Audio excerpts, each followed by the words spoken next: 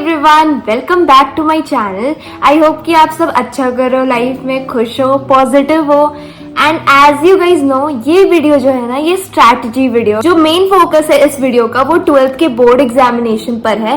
But इसको आप 10th के बोर्ड एग्जामिनेशन में भी और बाकी जो एग्जामिनेशन है अदर देन एग्जाम्स, जो बोर्ड एग्जाम्स के अलावा भी एग्जाम्स होते हैं, लाइक जो 8th क्लास में बच्चे हैं या फिर और भी बहुत सारी क्लासेस में, वो भी इसको फॉलो कर सकते हैं। ये स्ट्रैटेजी वीडियो मतलब बहुत सारे लेवल पे फॉलो की जा सकती है। मेरे इस वीडियो का पर्पस ये है कि आप सब जो भी इस वीडियो को देख रहे हो अच्छा स्कोर कर पाओ, विच मीन्स 95% प्लस की टारगेट एंड 90% प्लस की भी टारगेट हम इस वीडियो में रखेंगे। इसको अगर कोई ज्ञान समझ रहा है, ये सोच के ले रहा है कि हाँ इसको आगे इतने तो ये अपना ज्ञान बता रही है लाइक दैट, तो प्लीज स्किप दिस वीडियो। इस वीडियो को मैं पहले ही बोल रही हूँ, स्किप कर देना, क्योंकि इस वीडियो का पर्पस यहाँ पर स्ट्रैटेजी के बारे में है। ऑब्वियसली लोग ये भी समझते हैं कि जो लाइक मैंने सब्जेक्ट लिया है, स्ट्रीम लिया था आर्ट्स ह्यूमैनिटीज, उसको काफी वीक समझा जाता है जो वीक स्टूडेंट्स लेते हैं। बट मैं आपको एक चीज बता रही हूँ, आर्ट्स ह्यूमैनिटीज में कोई भी पास हो जाएगा, लिटरली कोई भी पास हो जाएगा। तुम कुछ भी लिखोगे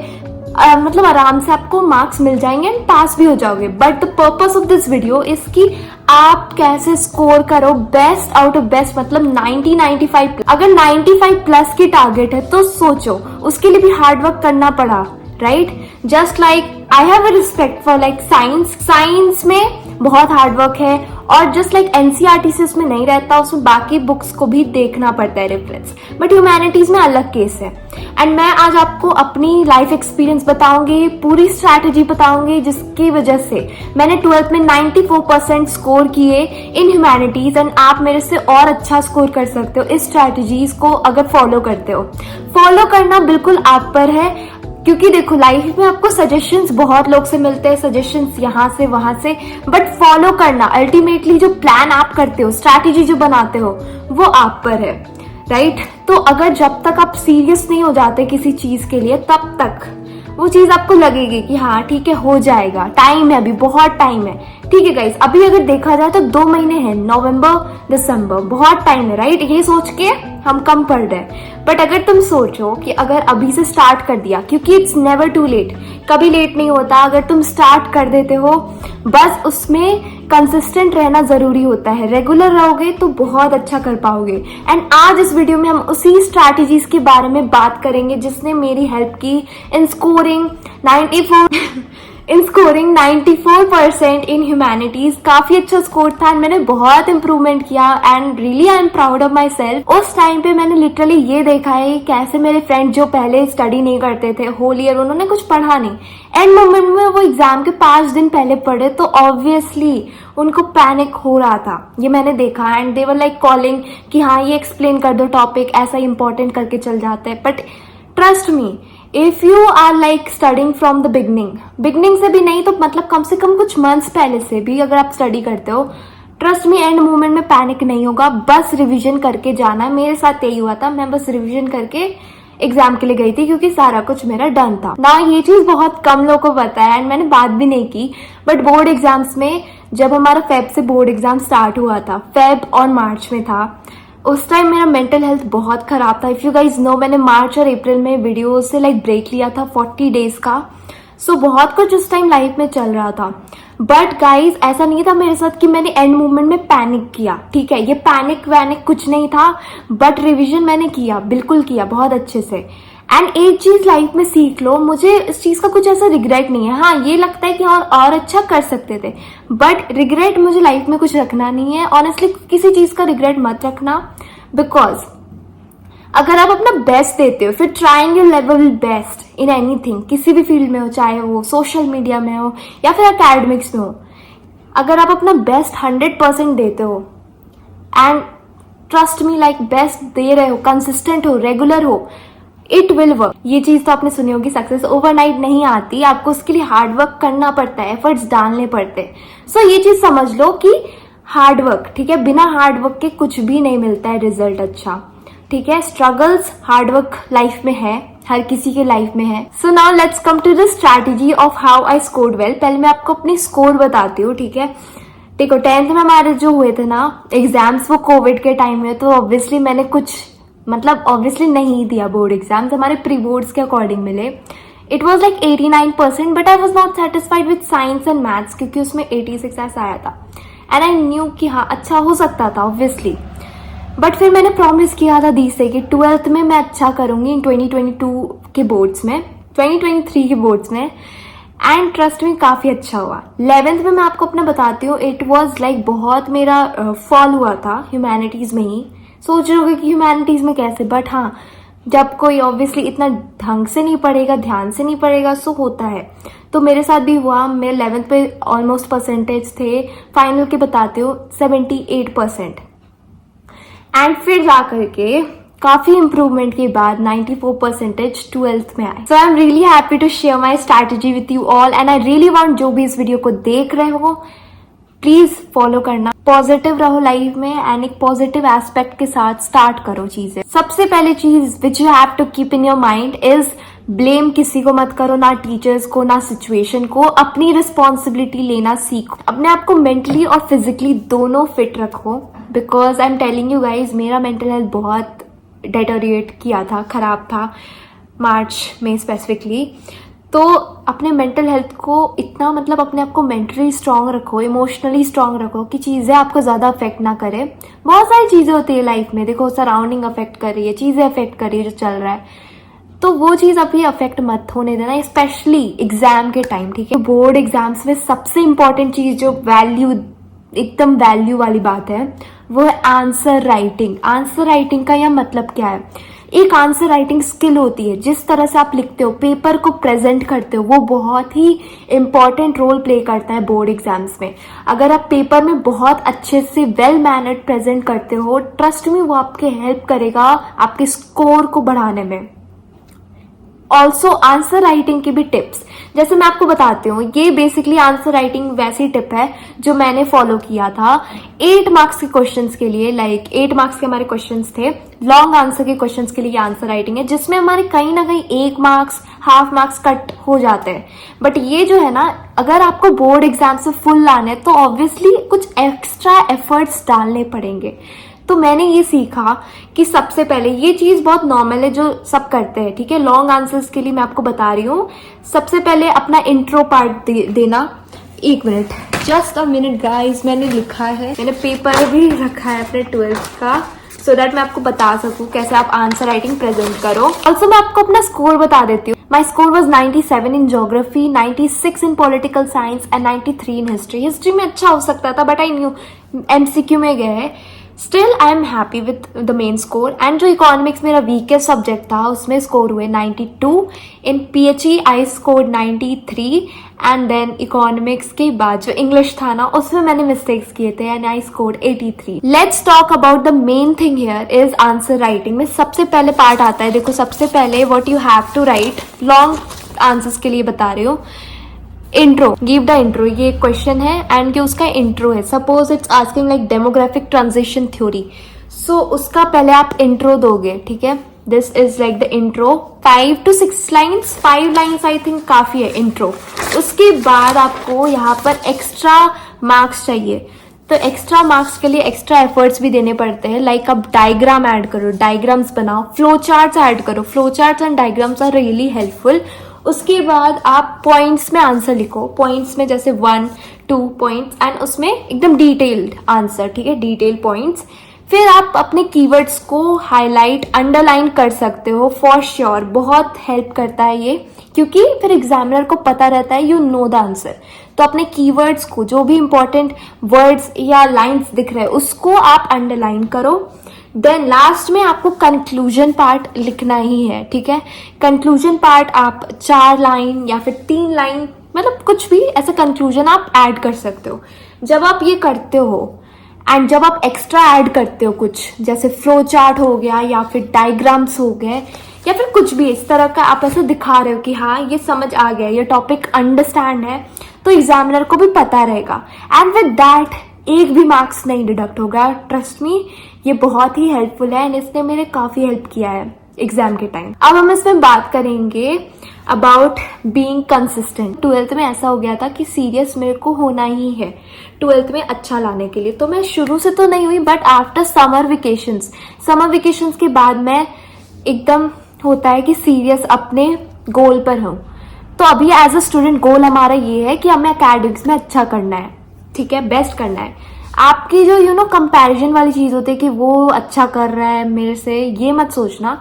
आप ये सोचना कि you are doing better than yesterday. आप कल से अच्छा कर रहे हो, ये सोच के हमेशा करना कि हाँ मेरे को कल से अच्छा करना है, जिस लेवल पे था उससे थोड़ा अच्छा, ये सोच के पढ़ाई करना। अब हम इसमें बात करेंगे कंसिस्टेंट रहने की। कंसिस्टेंट रहना मतलब आप रेगुलर रहो, रेगुलरली एटलीस्ट 2-3 आवर्स की स्टडी करना।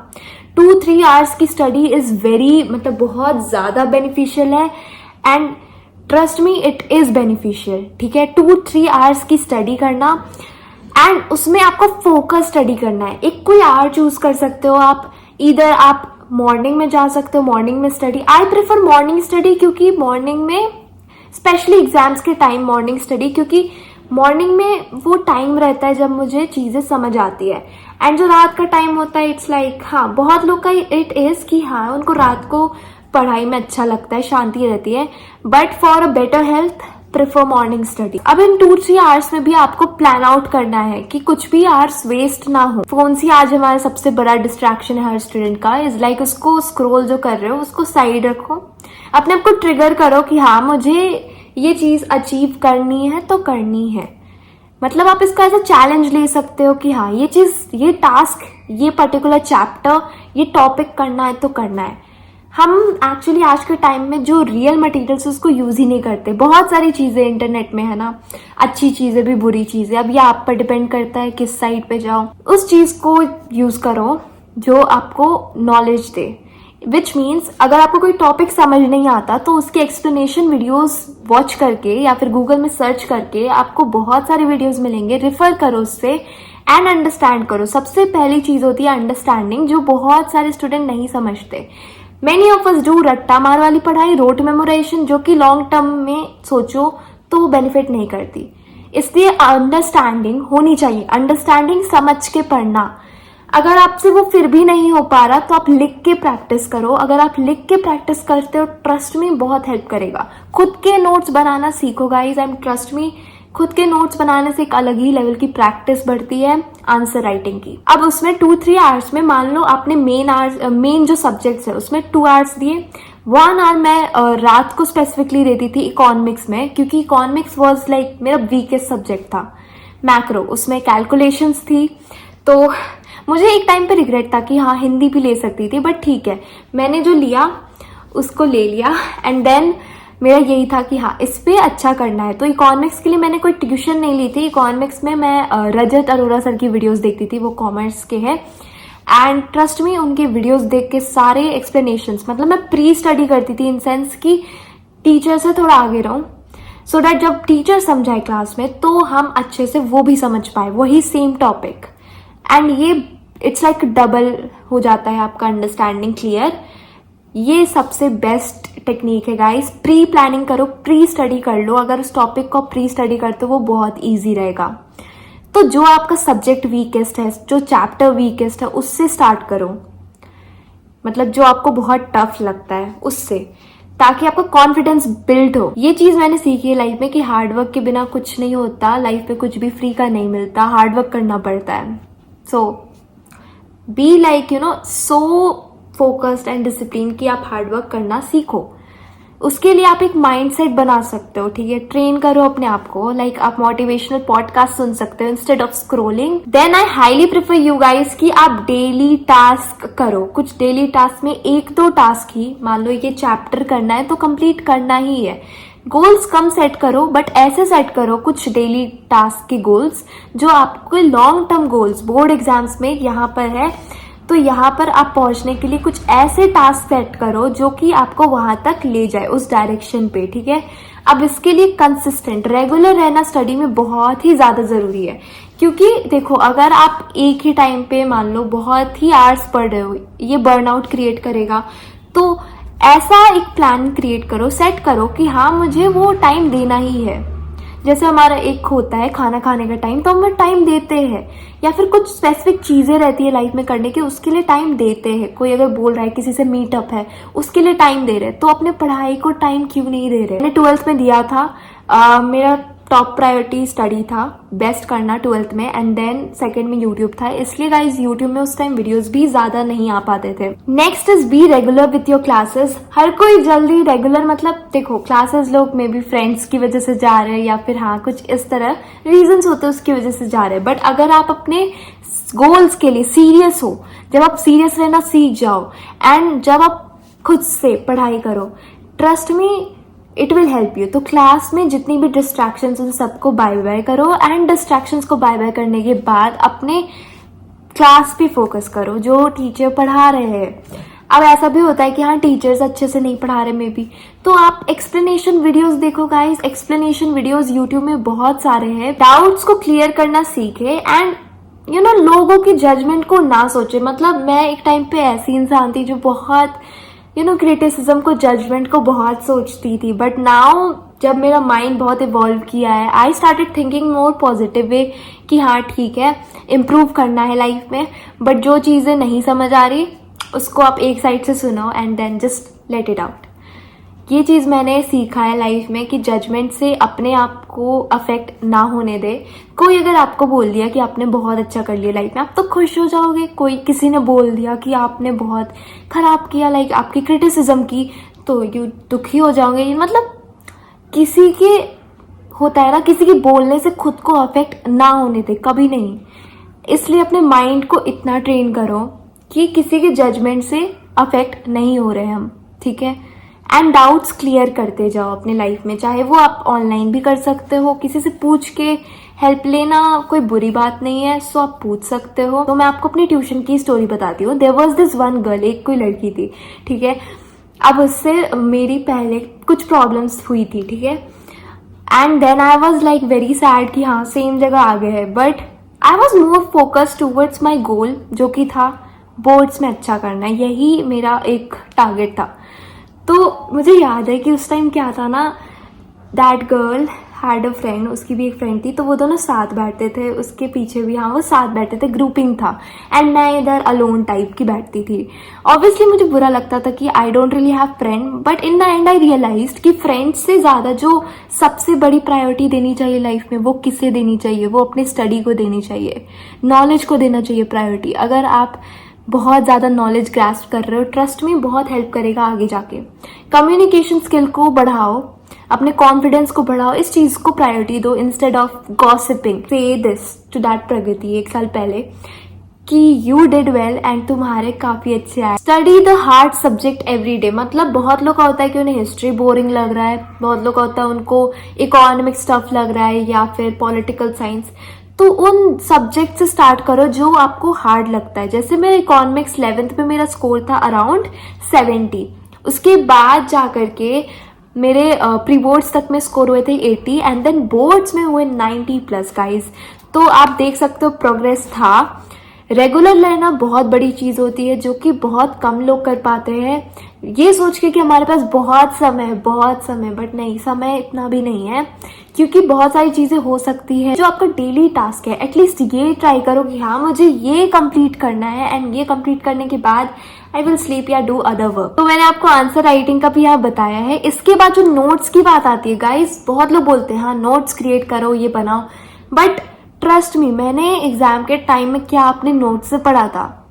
The answer is no. मैंने अपने नोट्स से बिल्कुल नहीं पढ़ा था। जो भी मैंने नोट्स बनाए थे, ठीक है, वो था, बट मेन जो मेरी पढ़ाई थी गाइज, वो मेरे बुक्स से थी। मैं आपको अपने बुक्स का रेफरेंस दिखा सकती हूँ। इस तरह से I use to study. You can also create boxes या फिर इस तरह के स्टिकी नोट्स। मतलब आपको हर पेजेस में हाईलाइट्स इसलिए दिख रहे हैं क्योंकि मैंने बुक से ही मेन पढ़ाई की, ये सोच के कि हाँ बोर्ड्स में चीजें बाहर से नहीं आती, वो आपके एनसीईआरटी से ही आती है।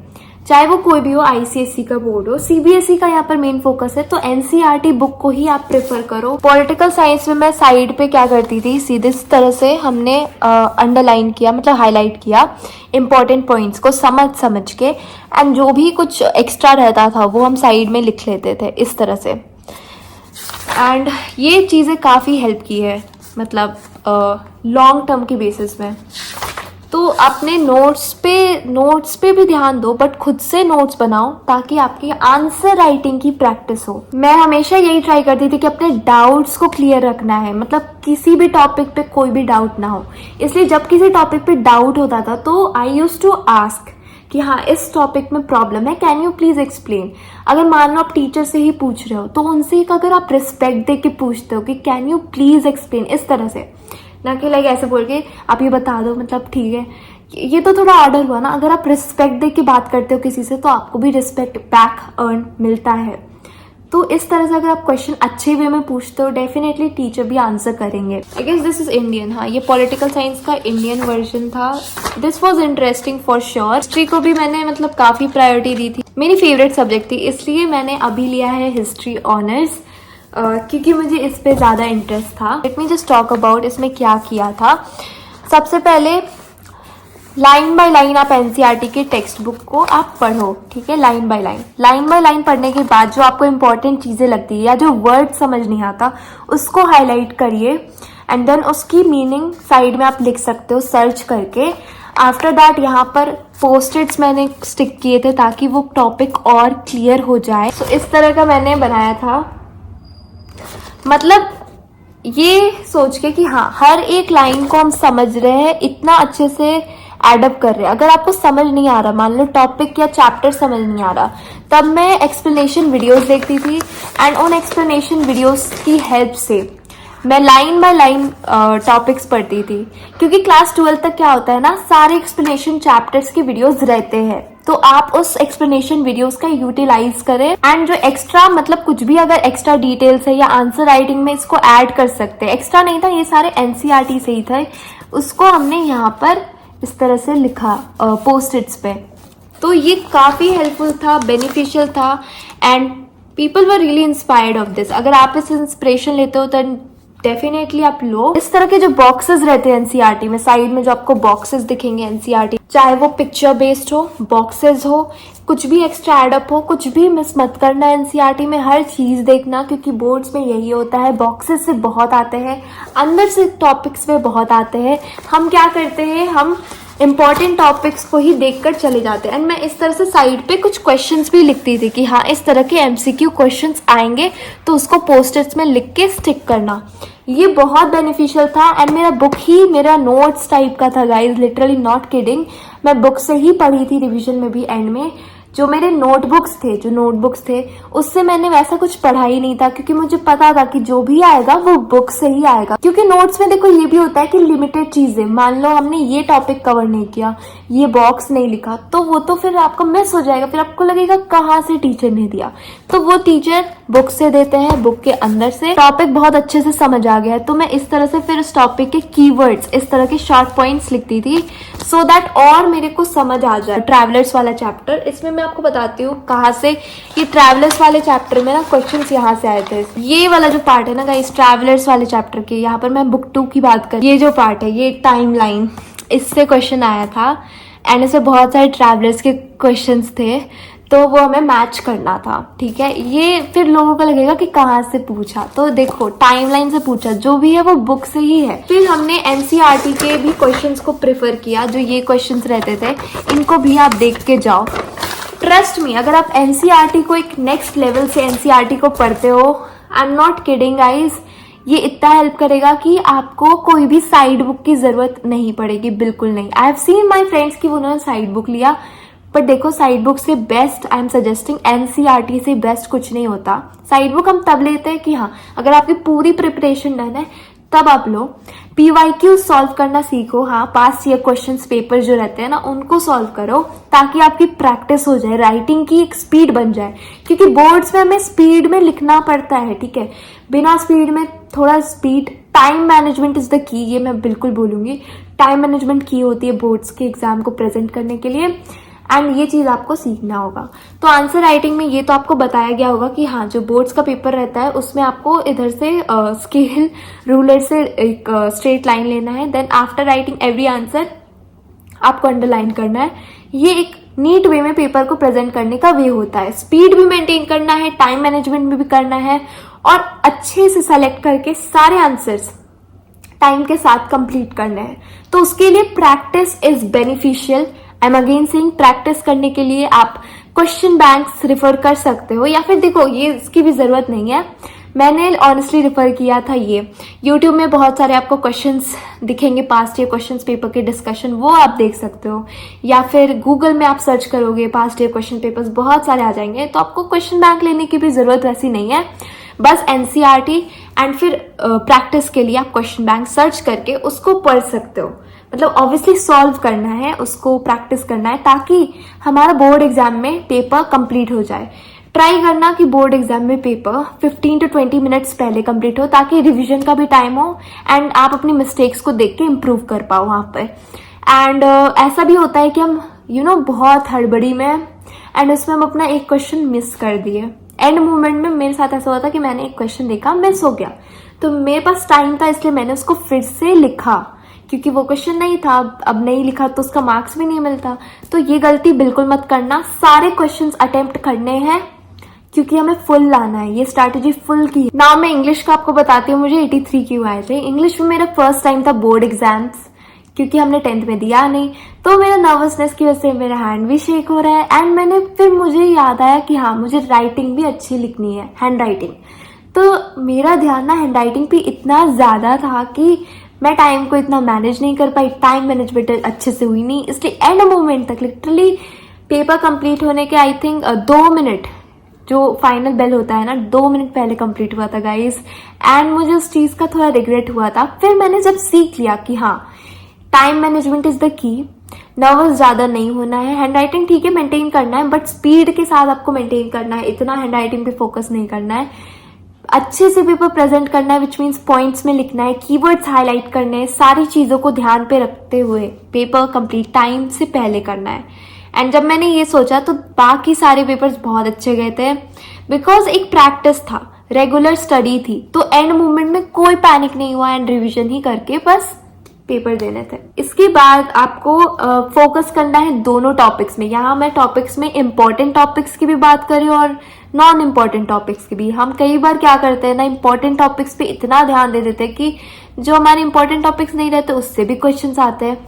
तो आप दोनों, जो हमारे इंपॉर्टेंट टॉपिक्स है और जो इंपॉर्टेंट नहीं है, दोनों पे फोकस करो, क्योंकि इंपॉर्टेंट से ऑब्वियसली क्वेश्चंस आएंगे ही आएंगे, पर जो नहीं है उससे भी तो आएंगे। तो आपको एक बैलेंस करके दोनों में रखना है एंड अपने कॉन्सेप्ट को इतना क्लियर रखो कि हाँ, उससे जो भी क्वेश्चन आ रहा है वी कैन सॉल्व दैट, हम उसको सॉल्व कर लेंगे, प्रैक्टिस है हमारी अच्छी तो आंसर भी हम दे देंगे।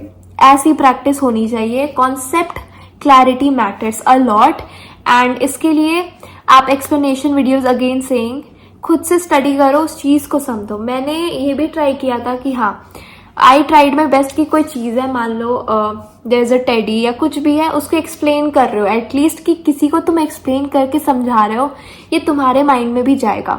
तो इस चीज को अगर आप करते हो, मतलब आप किसी ऑब्जेक्ट को ही एक्सप्लेन करके समझा रहे हो as if you are a teacher, as if कि आप टीचर हो एंड आप किसी ऑब्जेक्ट किसी को भी एक्सप्लेन कर रहे हो, ट्रस्ट में ये बहुत हेल्प करता है, मेरे लिए बहुत हेल्प किया था। देन लिख के प्रैक्टिस करना बहुत बेनिफिशियल है, वो लिख के भी प्रैक्टिस करना, PYQ सॉल्व करना, पैनिक बिल्कुल नहीं होना।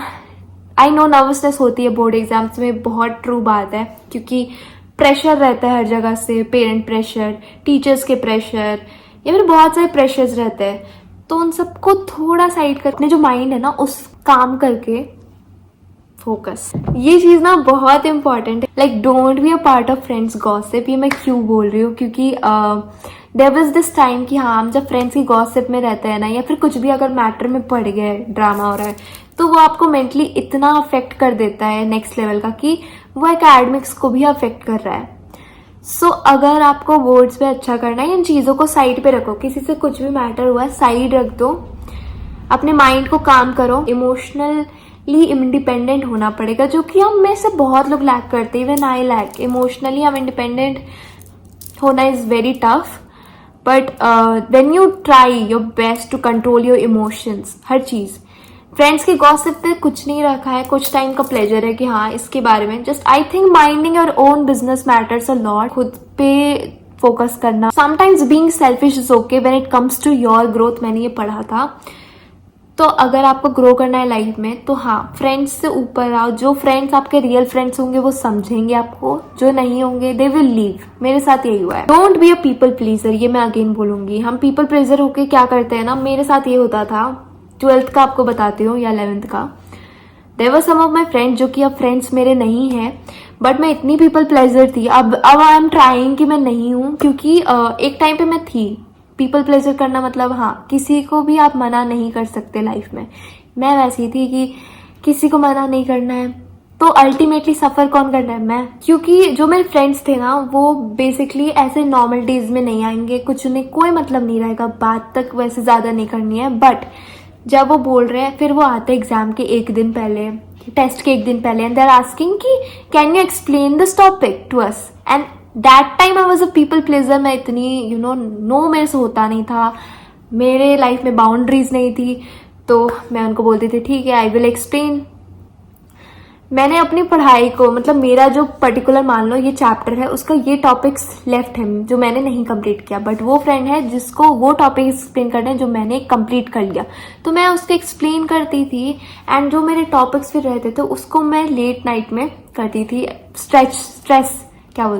स्ट्रेस लेके, मतलब बहुत स्ट्रेस के साथ फिर लेट नाइट तक अपनी पढ़ाई करती थी उनको एक्सप्लेन करने के बाद। तो मुझे ये बाद में रियलाइज हुआ बोर्ड्स के एग्जाम के टाइम कि हाँ, पीपल प्लेजर कभी मत बनना, लाइफ में नो बोलना सीख जाओ, बहुत खुश रहोगे। बाउंड्री सेट कर लो लाइफ में, क्योंकि ये चीजें काम नहीं आती। Friends ultimately leave. मेरे लाइफ में बहुत सारे फ्रेंड्स थे जो गए, तो मुझे लगता है पीपल कम एंड गो, बस उससे सीखो। लाइफ में जो भी मिस्टेक्स हुई है उनसे सीखो और उस मिस्टेक्स को फिर से मत करना कभी। एक और चीज, फ्रेंड्स विद बेनिफिट्स बहुत आएंगे। People will connect to you for their benefits. ये बहुत ही सच्ची बात है, मैंने लाइफ में फेस किया है। लाइक मान लो पीपल न्यू कि आई वॉज अ यूट्यूबर, सो उसकी वजह से काफी लोग आए, कनेक्ट हुए। And ultimately when I realize, मैंने अपने लाइफ में काफी बाउंड्री सेट कर ली कि हाँ, कुछ लोग ही रहेंगे, quality people will be there.